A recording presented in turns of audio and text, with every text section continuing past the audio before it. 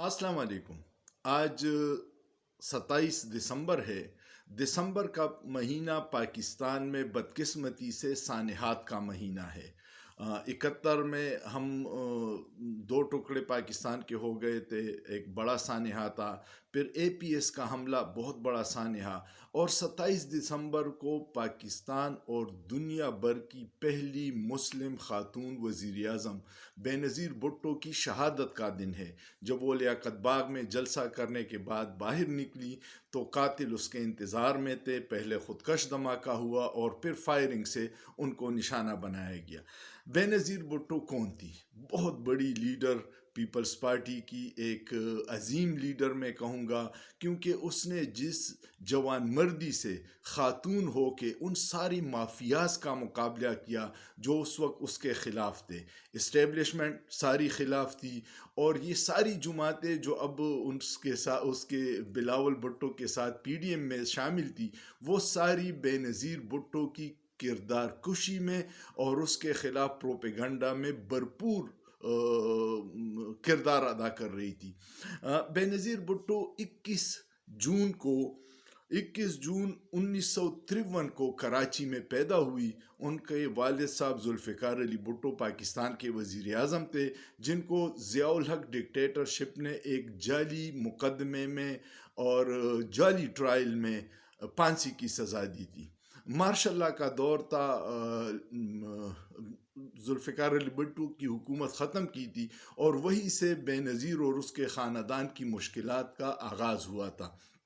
लेकिन बहुत बहादुर ख़ातून थी। बेनज़ीर ने इब्तिदाई तालीम कराची के लेडी जेनिंग नर्सरी स्कूल और कॉन्वेंट ऑफ जीसस एंड मेरी से हासिल की। उसके बाद कुछ 2 साल उसने रावलपिंडी प्रेजेंटेशन कॉन्वेंट से तालीम हासिल की। कुछ अरसा मरी में JC एंड मेरी में दाखिला दिलवाया गया उसको, और 15 साल की उम्र में उसने O लेवल का एग्ज़ाम पास किया था। अप्रैल 1969 को उन्होंने हार्वर्ड यूनिवर्सिटी के रेडक्लिफ कॉलेज में दाखिला ले लिया। बेनज़ीर भुट्टो ने हार्वर्ड यूनिवर्सिटी से 1973 में पॉलिटिकल साइंस में ग्रेजुएशन कर लिया। उसके बाद उन्होंने ऑक्सफोर्ड यूनिवर्सिटी में दाखिला लिया, जहां उन्होंने फ़लसफ़ा, माशियात और सियासियात में MA किया। वो ऑक्सफोर्ड यूनिवर्सिटी में तलबा यूनियन में इंतहाई फ़ाल किरदार अदा कर रही थी। बेनज़ीर भुट्टो जब ज़ियाउल हक की डिक्टेटरशिप कुछ कमज़ोर पड़ गई तो उसके ख़िलाफ़ MRD की तहरीक चली थी, उसमें उसने भरपूर हिस्सा लिया। फिर 2 साल के लिए लंदन चली गई, और जब वापस आई तो उसका लाहौर में वो फ़कीदुल मिसाल इस्तकबाल हुआ था जो तारीख़ का हिस्सा है। 88 के इलेक्शन में बेनज़ीर भुट्टो की पार्टी ने इलेक्शन जीत लिया, और इस्टेब्लिशमेंट ने न चाहते हुए भी उसको हुकूमत हवाले की। बेनज़ीर की हुकूमत का दौरानिया 2 दिसंबर 1988 से शुरू हुआ, और उसके साथ ही उसके ख़िलाफ़ नवाज़ शरीफ ने साजिशें शुरू कर दी, और 6 अगस्त 1990 को उनकी हुकूमत को करप्शन के इल्ज़ामात पे बरतरफ कर दिया। फिर दूसरी बार जब नवाज शरीफ की हुकूमत बनी तो वो अपोजिशन लीडर बन गई, और दूसरी बार उनकी हुकूमत बनी जब इलेक्शन हुए तो 6 नवंबर 1990 से 18 अप्रैल 1993 तक दोबारा वो वज़ीर आज़म बन गई।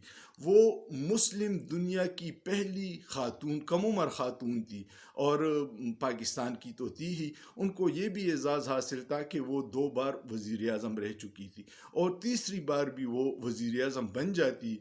डिक्टेटर मुशर्रफ ने मना किया था कि पाकिस्तान ना आए, लेकिन उसने अवाम से अपना रिश्ता जोड़ने के लिए पाकिस्तान वापसी का फ़ैसला किया, और पहले कराची में उस पर हमला हुआ, जो कराची में, और उसके बाद ये जो लियाकत बाग का हमला था वो जानलेवा साबित हुआ।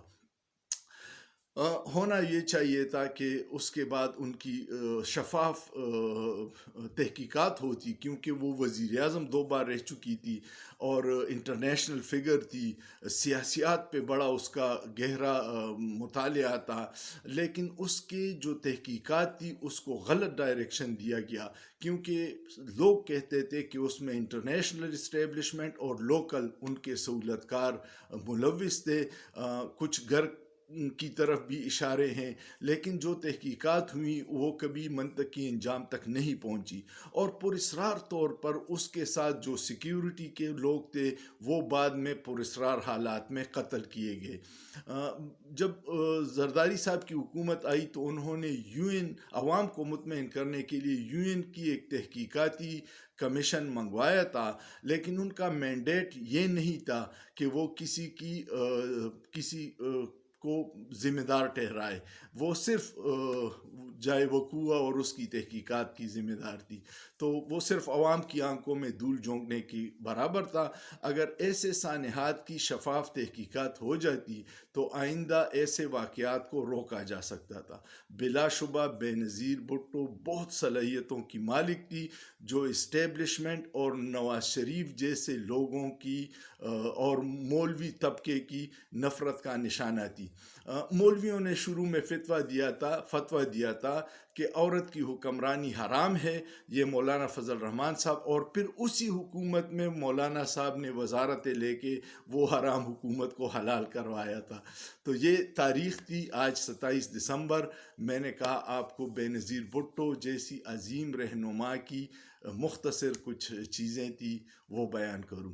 اس کے دور میں خواتین کے لیے بڑا کام کیا گیا، پارلیمنٹ کو مضبوط کیا گیا، لیکن بدقسمتی یہ ہے کہ پاکستان میں کسی بھی حکومت کو چلنے نہیں دیا جاتا، اور ان کو مجبور کیا جاتا ہے کہ وہ کمپرومائزز کرے، جو کمپرومائزز نہیں کرتا تو پھر ان کی حکومت کو ختم کیا جاتا ہے۔ آج ایصال ثواب کے لیے بے نظیر بھٹو کو اپنی دعاؤں میں ضرور یاد کیجیے گا، اور اگر یہ ویڈیو پسند آئے تو میرے یوٹیوب چینل انیس خان آفیشل کو سبسکرائب کیجیے گا، کمنٹ کیجیے گا، دوستوں کے ساتھ شیئر کیجیے گا، اور سوچئے، سوچنا جرم نہیں ہے۔